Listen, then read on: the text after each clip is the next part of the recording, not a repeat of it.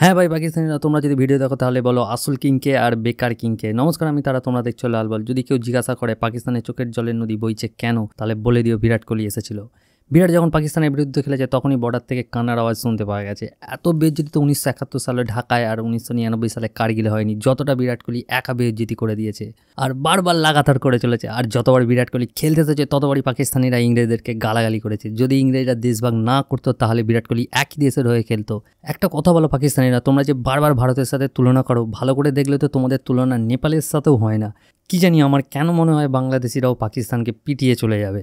আমি তো মোটা ভাই জয় শাহকে বলবো এদের ম্যাচ জিম্বাবুয়ে আন্ডার-19 টিমের সাথে ফিক্স করাও, তাতে যদি জিতে যায়। আমি বলছি না যে পাকিস্তান টিম খারাপ, যদি ব্যাটিং ভালো করতো, যদি বোলিং ভালো করতো, যদি ফিল্ডিং ভালো করতো তাহলে খেলার মুডটা চলে আসতো। এখন তো আপাতত পাকিস্তানের 19 তারিখে ওপেনিং সেরিমনি, ভারত 23 তারিখে ক্লোজিং সেরিমনি করে দিয়েছে। 8 বছর ধরে পাকিস্তানিরা একটাই টপের দমে খুব লাফাচ্ছিল, কাল সেটাও হাত থেকে চলে গেল। হিসাব মতো পাকিস্তানিদের সিঙ্গারার সাথে চাটনি দেওয়া উচিত নয়। কেন জানি না কি করে পাকিস্তানিদের চ্যাম্পিয়ন ট্রফি হোস্টিং করার সুযোগ পেয়ে গেল। চলো ম্যাচের কথা বলি। পাকিস্তানিরা টসে জিতে কয়েনটা ঘরে নিয়ে যাওয়ার সাথে সাথে আর একটা কাজও করেছে, সেটা হলো প্রথম ব্যাটিং নিয়েছে। হিসাব মতো দুবাইয়ে যেভাবে পিচ স্লো ডাউন হচ্ছিল তাতে করে এই সিদ্ধান্তটা ঠিকই ছিল। শুরুতে বাবর আজম 2-4টে কভার ডাইভ মেরে আমাদের বুকে ভয় লাগিয়ে দিয়েছিল। দেখে মনে হচ্ছিল সত্যিকারের পাকিস্তান এই ম্যাচের জন্য বিশেষ প্র্যাকটিস করে আসেনি। তো যখনই কুম্ফু পান্ডিয়া ঘন্টার কিং বাবরের উইকেট উড়িয়ে দিল তখন থেকেই পাকিস্তানের খারাপ সময় চালু হয়ে গেল। ইমামুল হক যখনই রান আউট হয়ে গেল তখনই বুঝতে পারলাম এটাই আসল ইনজামুম হকের ভাইপো। তারপরে রিজওয়ান এবং সাউথ সাকিল দুজন মিলে ভালো একটা পার্টনারশিপ করে ড্যামেজ কন্ট্রোল করার চেষ্টা করতে চাইছিল, কিন্তু ড্যামেজ কন্ট্রোলের জায়গায় পাকিস্তানের টিভি ড্যামেজ করার মুডে ছিল বলে মনে হচ্ছিল। এত স্লো খেলছিল দেখে মনে হচ্ছিল এরা টসে জিতে ব্যাটিং করার জায়গায় বোলিং করার সিদ্ধান্ত নিয়েছে।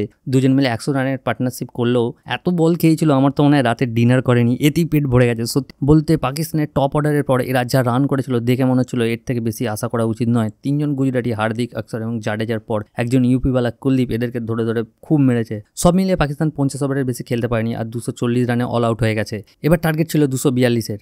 2011 পর পাকিস্তানিরা আইসিসি টুর্নামেন্টে ভারতকে মাত্র দুবার হারিয়েছে। প্রথমে 2017 চ্যাম্পিয়ন ট্রফি ফাইনালে, তারপর 2021 সালে টি-20 ওয়ার্ল্ড কাপে। দুবারই হারার মূল কারণ ছিল টপ অর্ডারের ব্যাটসম্যানরা একজন লেফট বোলারের হাতে আউট হয়ে যাওয়া। 2017-তে এই কাজ করেছে মোহাম্মদ আমির আর 2021-এ করেছে শাহিন আফ্রিদি। এখন তো রোহিত ভাইয়ের ব্যাট জ্বলছে দেখলেই পাকিস্তানিদের চলে যায়। রোহিত ভাই দারুণ শুরুয়াত করেছিল, তবে ঠিক একইভাবে আউট হয়েছে যেভাবে 2021 সালে শাহিন আফ্রিদির হাতে আউট হয়েছিল। তবে কিন্তু গিল একইভাবে খেলেছে যেমনটা আগের ম্যাচগুলো খেলেছিল। একটা স্টেট ডাইভ তো এমন খেলেছিল যেটা থেকে সচিন ভাই নিজেই ইমপ্রেস হতে বাধ্য। শুভমান গিল যেভাবে খেলছিল তাকে আউট করার জন্য একজন স্পেশাল বোলারে একটা স্পেশাল বল করার দরকার ছিল, আর সেই কাজটা করে দেখিয়েছে আবরার আহমেদ। কিন্তু পাকিস্তানের বাবা অর্থাৎ বিরাট কোহলি, যার জালবা দেখা বাকি ছিল। বিরাট ভাইকে ফর্মে আসার জন্য বারবার পাকিস্তানের বিরুদ্ধে আমাদের খেলা দরকার। জানি না কোহলি ভাই একা পাকিস্তানে কতগুলো টিভি ভাঙার কারণ হয়েছে। বিরাট ভাইকে সেঞ্চুরি করা থেকে কেউ আটকাতে পারতো না গৌতম গম্ভীর ছাড়া, যিনি শেষ আউটের পর হার্দিক পান্ডিয়াকে পাঠিয়েছিলেন। হার্দিক নেমেই এমন মারছিল যা দেখে মনে হচ্ছিল বিরাট ভাইয়ের সেঞ্চুরি আর হতে দেবে না। কিন্তু হার্দিককে সাইন আফ্রিদি আউট করে দিল, সাইনের থেকে বিরাট ভাই বেশি কিছু হয়েছিল। এখানে কিন্তু সাইন ভাই ঢ্যামনাপোনা দেখাচ্ছিল। 41 ওভারে 3টে ওয়াইড বল করেছিল যাতে করে বিরাট কোহলি সেঞ্চুরি না করতে পারে, কিন্তু ভারতের জেতার জন্য রান দরকার ছিল 2 আর বিরাট কোহলি সেঞ্চুরির জন্য দরকার ছিল 4। আর বিরাট ভাই একটা সুন্দর কভার ডাইভ মেরে নিজের সেঞ্চুরির সাথে সাথে ভারতকে সেমিফাইনালের রাস্তায় পৌঁছানোর কাজ করে দিয়েছে। এর সাথে পাকিস্তানকে মোটামুটি টুর্নামেন্টের বাইরে করে দিয়েছে।